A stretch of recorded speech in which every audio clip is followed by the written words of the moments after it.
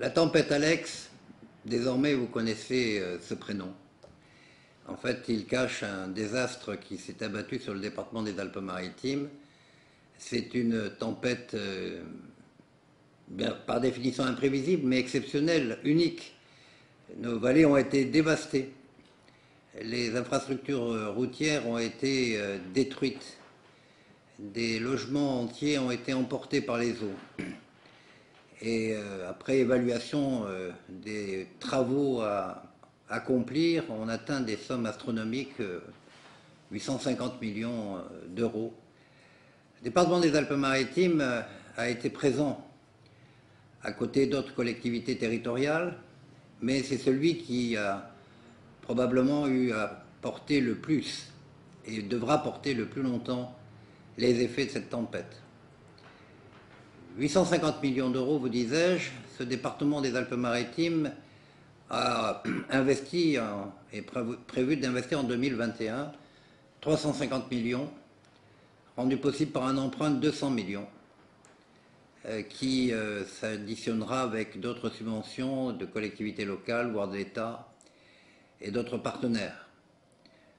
L'emprunt a été rendu possible par l'excellente gestion financière menée par le département sous la présidence du président Genisi et du président de la commission des finances, Éric Ciotti, car il faut refaire les infrastructures, toutes les infrastructures, désenclaver les villages, et puis il y a aussi des décisions immédiates qui ont été prises.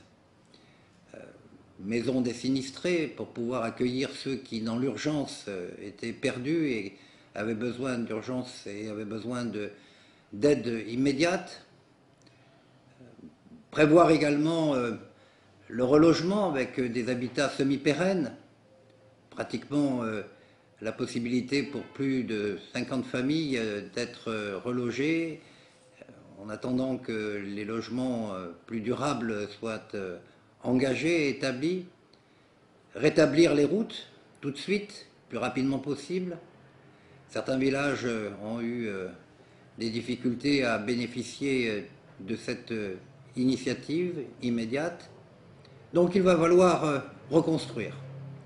Reconstruire, mais également éviter qu'il y ait dans cette reconstruction la destruction de l'âme de ces vallées, particulièrement de la Roya et de la Vésubie. Reconstruire en veillant à garder l'esprit initial des vallées. Reconstruire pour reloger, bien sûr, et permettre aux familles de pouvoir revenir. Reconstruire pour permettre aussi le retour des entreprises qui ont été aidées immédiatement et qui bénéficient encore de l'aide. Mais vous comprendrez bien que cela n'a été possible que par un département qui avait le sens de la tradition, bien sûr, de l'efficacité, de la crédibilité financière.